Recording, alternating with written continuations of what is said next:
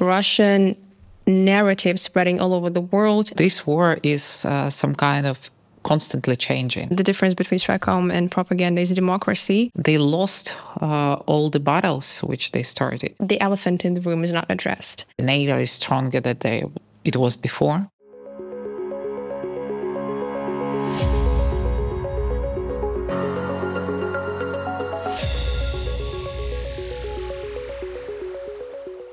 Hi, my name is Alina Hrytsenko. I'm an international relations analyst, and this is Talking Substance. Today we have a very special guest, Ms. Alina Frolova, who is ex-deputy defense minister to 2019-2020, deputy chairperson of Center for Defense Strategists, co-founder of Ukraine Media Crisis Center. Welcome to Talking Substance. Yep. Very nice having you here. So today we're going to cover a very important topic for Ukraine nowadays, Ukraine at war. We're going to talk about strategic communications, and you have very extensive experience in this sphere. You have your own stratcom Ukraine agency, which deals with government communications. You worked for the government. So strategic communications during war. We do understand that stratcom has to be trustworthy, because when government is trying to communicate certain ideas to the public, it is quite important to be frank as possible, as open as possible, and to be trustworthy. However, it is quite difficult during war. First of all, what is the difference between peacetime strategic communications and wartime strategic communications? Are the principles different during war? I should tell probably principles not, but the focus of attention is different. And of course, the timing means a lot, because in the beginning, when the full invasion just started, for example, or in some critical points, we can identify these events as a crisis one, and we should act as in crisis situation with the very speedy reaction, with the very sharp informing of the publics. But when the war is going on for 10 years and with 3 years of high intensity, this is not the crisis situation. I mean, for comms, it becomes something very usual in daily operations. And of course, daily routine in such atmosphere means a lot. We saw a very good example of informing from the air forces, before, when we have Ignat as a speaker. And that was for me, it was an ideal model, when the spokesperson is not only commenting events, but can give some kind of expertise and provide journalists with information. We don't have so much examples in other directions and forces. But that's important. And for now on, sometimes, because army has now a very huge reserve of civilian people who joined the army, among them a lot of journalists, a lot of photographers, a lot of those people who are somehow were connected to the communication industry. Many of them are employed now as a spokespersons, or as those, who can negotiate with journalists, but that also doesn't save the situation, because if person is not like a professional military, it can just read something from the notes and from the paper, but not develop, let's say, the right messaging. And that's the problem, because most of the communicators inside the system, most of them are non-professional communicators, which are we are grown up in the military atmosphere.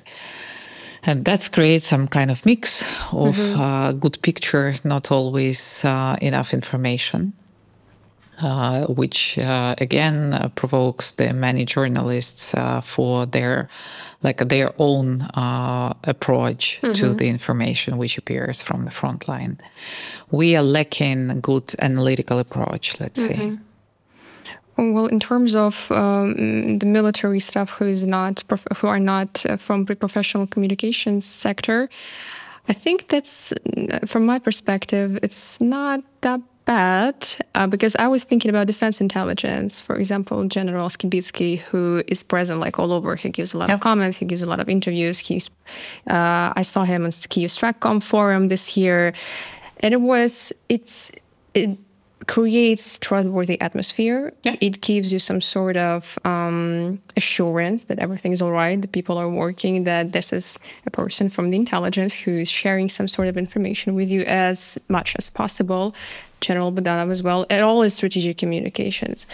So that creates this openness and frankness atmosphere and this connection with the society.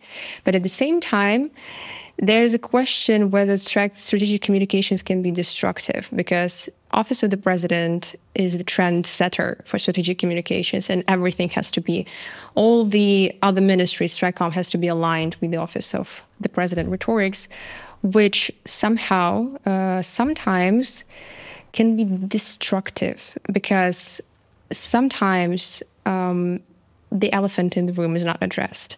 Sometimes it gives a sense of a little bit of propaganda, because we're trying to, that's quite understandable, that we are trying to show all the positive moments and all the successes in our policy, in our on the front line, but at the same time there's Russian propaganda, Russian narrative spreading all over the world, and in Ukraine as well, we still cannot protect ourselves from Russian propaganda. It's somehow difficult to fight it, to address it.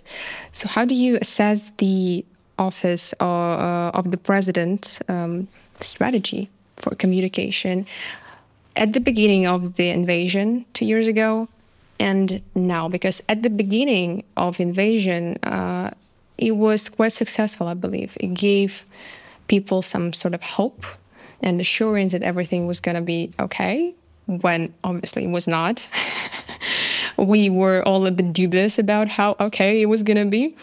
But still, is there any difference between the strategy at the beginning of invasion and now? And is this strategy efficient and effective, or it can be somehow destructive?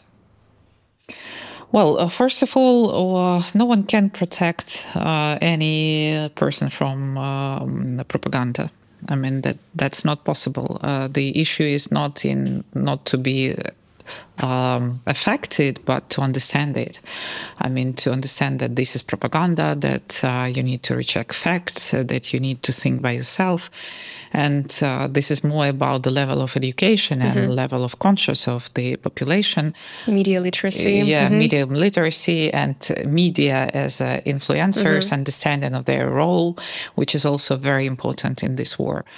So I do not believe that with any communication you can protect someone from propaganda. And actually, we've been discussing many times with professionals from Europe, from UK, from US, what's the difference between propaganda and stratcom. And actually, we came to the idea that the difference is democracy. I mean that because stratcom is more based on democratical principles and on this like a two-way communication. Propaganda is more about addressing and more about the like hiding information and projecting some kind of wrong perceptions or misperceptions. As for presidential office, I think that in the beginning it was something very necessary because it was leadership communication. The person who should take a lead took a lead. And that was quite unique for Ukraine, because for most of our history, you know, the Ukrainians never trusted authorities, because these authorities for many years, for like hundreds of years, were empowered by someone who was just like a actually enemy of Ukraine, or it was, there were like Russians, or in some periods it was like Polish or Austrian or something else. And so that was like a natural untrust. And in most times of our history, the government always was leaving Ukraine in difficult times. So this issue that President stayed and he started to communicate from himself as a leadership communication style, it was very necessary and something which really changed the situation. I don't believe that without it we won't stand up, but it was could be with much bigger losses and with much bigger troubles. And for some period, it really had a sense. But at the same time, because it was a crisis, again, coming back to the crisis situation, it was a crisis. And in crisis, leadership position is very important. But when this crisis became non-crisis, because it's like a long-lasting campaign, then everyone now feels that we lack of good qualified information because the office of the president centralized everything. They do not allow to speak ministers, specialists, experts on some positions. And one person or even his office cannot cover all the topics, especially in details, in depth. And this lack of comms and lack of information is felt by our partners who want to speak about some specifics of economy, about restoration, about many other topics, about demining. So that there are like a multiple, huge number of topics, and they don't have a counterpart to speak because everyone is like under this like a prohibition to be public.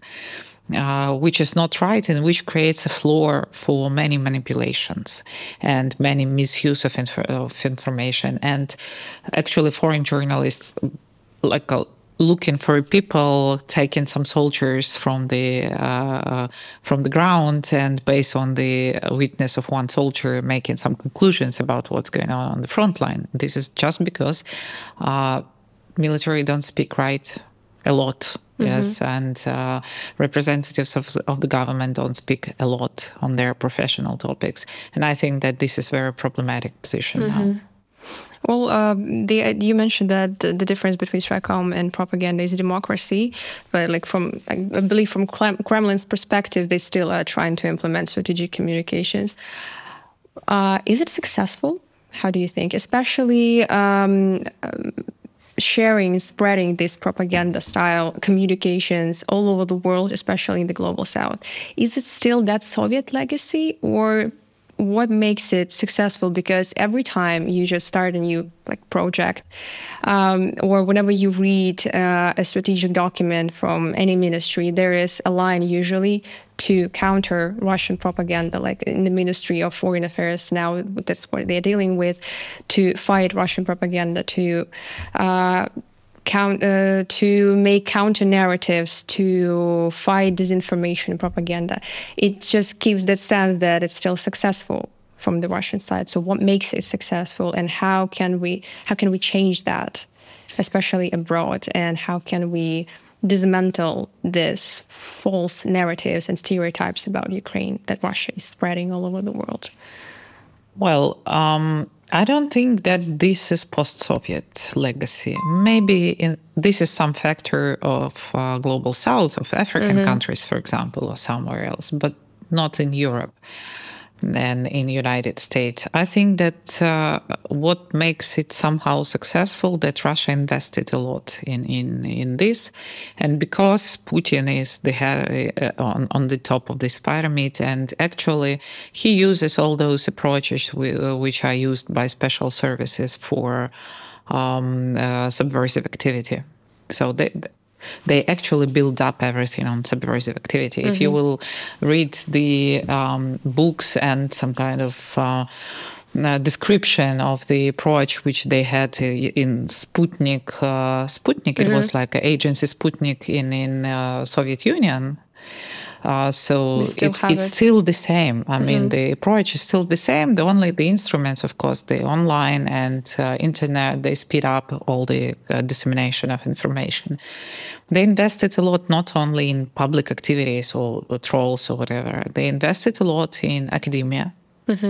And if you, for example, try to find some sources about Ukraine, most of this in academia circles, in academia like this Ethernet, most of them would be created by Russian And so based on this, a lot of scientists, a lot of academia people are making conclusions now based on the false background, because the Russians provided, they invested a lot in culture. Everyone considers that Russian culture is something great because they invested a lot in this. And this is, of course, working for them. But I cannot say that they are successful. I mean, if we'll have a look at the period at from strategic point, they lost all the battles which they started in informational sphere, because we have now partners who are with us. The NATO is stronger than it was before. Most of the European population supports Ukraine. So if we'll look at this global picture, I cannot say that they win this war from now on. But of course, propaganda, if we will have a look at this war is some kind of constantly changing. You have new drone, it operates in 3 months, as Russians already understand in a better way in 3 months is how does it operate, and they start to make the electronic warfare, and they start to produce their own drones, and we need to have a new electronic warfare systems and so on. This is like a constant circle. This is the way. And I think that with propaganda is the same. The moment you identify some narratives, they will invent new one, and this is some kind of not something you can just win and close this page. No, it's constant work, and we need to work with that, not only with counter narratives, but with creating our own level of trust between Russia, the partners. creating narratives against Russia? Yeah. Okay. I just have another question. You mentioned that journalists are being prohibited from the front lines. What is it connected to? Why is this happening? Because I believe that the role of the media during war and on the front line is extremely important. So why is this happening then? Is this only security issues, or it still has some information goals? I think both. Of course, no one military is happy when a journalist is near him and there is shelling, and he is still responsible for his life. Also, this is not legally he is not, but this is some kind of the things which will make difficult for him to fight and to do his job. And of course, every commander will suffer if someone will be killed or injured and so on. So this is some kind of security reason, is quite a big one. At the same time, there are two other components. First is, from my point of view, this is some kind of military thinking. This is very close structure, and every military unit and big systems like MOD, armed forces, in every country, they're closed one. And they prefer not to be public, not to speak a lot. They think that their task is absolutely different. And still a lot of commanders in Ukrainian army, they have this idea behind that we are fighting, but we are here not for PR. Which is not right, again, because the communication is a very important function. And this is decision-making function. So this also plays its role. And the factor which we also speak about, some kind of limitations from the presidential office. So no any ministry, including Ministry of Defense or Armed Forces, are now allowed to make their own policy without consulting with the office of the president. They cannot make decision on the ground, which influence a lot. And to what extension is this bad? It gives the sense of coordination and alignment and unification. Okay. Let's try to look, for example, on this, comparing some practices which exist in Soviet army and modern armies. Yes, one of the basic principles, you need to empower the units on the ground to make a decision. And this is different. In 2014, we had an army all the army was waiting for Chod to give the some kind of order or permission to make a shot. and we didn't make any shooting, and we lost in Crimea, in Donbass, yes, and actually because the whole army was like a very, very verticalized and very centralized. Hierarchy. Yes, and these days already we have another type of the army where commanders are allowed to make a decision. They have an information, they should report, but they know better the situation on the ground. They will make decision within the operational task or order. They are allowed to make a decision how they're unified, what they can reach. Because you're here with your eyes, with your drones, with your people, you're responsible for it. It means that, again, one person cannot make all the decisions. There are a lot of specialists who can make. And this networking approach works much better, especially in crisis situations. The same with comms. Well, the comms cannot be centralized, especially now. Yes, you should have a strategy. Yes, you should have a limit, rules, restrictions. But within this scope, people can operate. You cannot take out the telephones from each and every soldier, and information will be still coming out.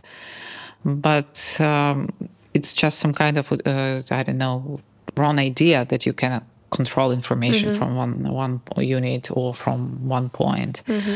It cannot be so. So this is one flaw that needs to be changed. What are the other flaws? So decentralization of strategic communications, I see that.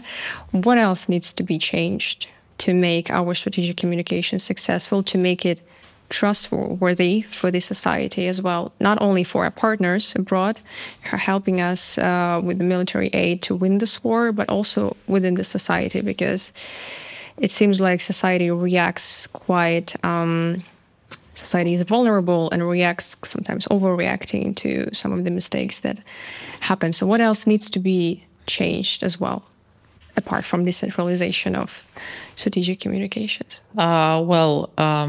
I think that it should be, first of all, we should understand that this is profession, and this is a well-respected profession. And this should be understood by those people who are like a political empowered people in ministries, like ministers, deputy ministers.